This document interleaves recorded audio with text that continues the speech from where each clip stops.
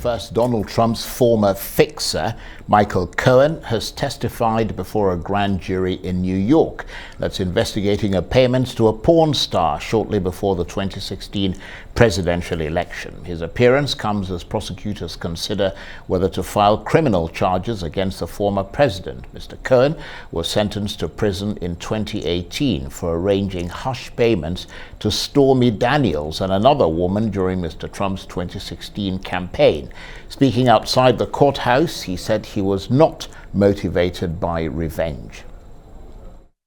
Tell the truth. My goal is to allow Alvin Bragg and his team to do what they need to do. I'm just here to answer the questions. No, again, you've heard me say this many times. My goal, this is not revenge, right? What this is about accountability.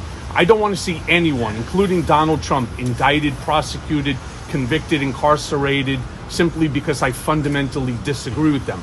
This is all about accountability. He needs to be held accountable for his dirty deeds. Michael Cohen. Well, for more on these stories, let's speak to Arise U.S. correspondent Eric Ham, who joins me live from Washington. Good to see you.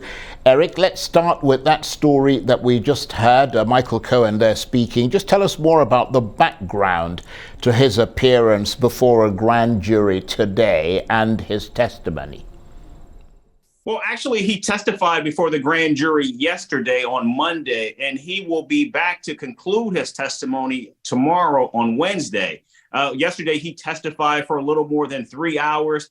Once he completed his testimony, we heard from his attorney, who said that he was very forthcoming. He offered very intricate details about what was asked of him. He was open. Of course, in the United States, grand jury testimony is secret and sealed, so we don't know the details or the particulars of what he discussed. But what we do know is that he is expected to conclude this testimony tomorrow, and he is expected to be the last witness that will provide testimony to this grand jury, which means we should be learning in a matter of days if, in fact, the grand jury is actually going to indict Donald Trump. Now, we know that Donald Trump's lawyers have been in contact with the Manhattan District Attorney about this case. We also know that Donald Trump has been huddling with his lawyers as we know that this grand jury is coming to a close.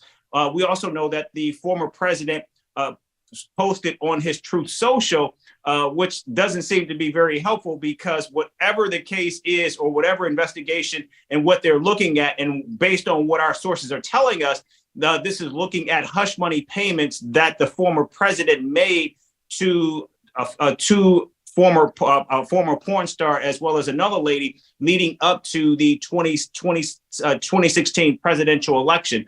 So it's unclear at this moment what the potential charges will be, but we are expecting to learn more about if, in fact, an indictment will happen sooner rather than later, Charles. An eye on that, but let's turn to President Biden approving a controversial $8 billion oil drilling project on Alaska's North Slope, which is the largest tract of undisturbed public land in the state. I understand that it's faced fierce opposition from those who say it'll speed up climate change. Right. This is called the Willow Project, and it's a project that many believe that that President Biden has gone against his campaign promises for no more drilling. However, what we are told from the White House is that this was likely going to be approved, and that the White House decided not to object to it, but to move forward with it because they believe that it would be approved anyway. Also, what we're told is that there are some politics at play here. We know that President Biden is beginning to move towards his reelection efforts, even though he has not officially announced his reelection campaign. But we know, and what we're being told is that the president did not want to undercut the first Democratic indigenous member of Congress who was recently elected in the recent midterm elections. Also, we're told that this project will actually benefit many of the native Alaskans that actually reside in this area, because the jobs that will be produced here provide opportunities to the indigenous community of this very rural area, where many opportunities are far and few and in between.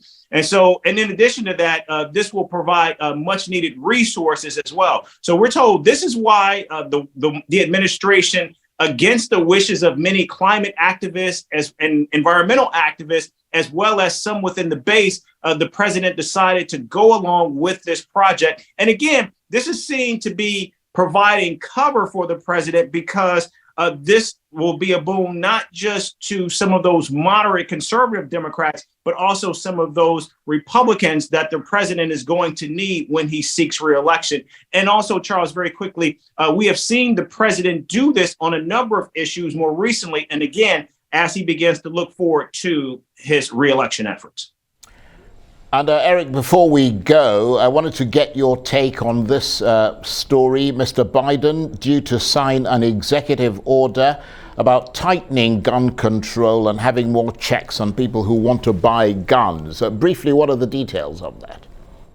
Yeah, this is actually, it's an executive order. It does not actually do anything more. What it does is it just allows the president to make sure that the Justice Department, as well as other federal agencies, are actively enforcing the laws that are already on the books. And it provides for the president to get reports from key agencies within 60 days to determine how, in fact, they are actually executing many of these laws that are already on the books as it relates to guns.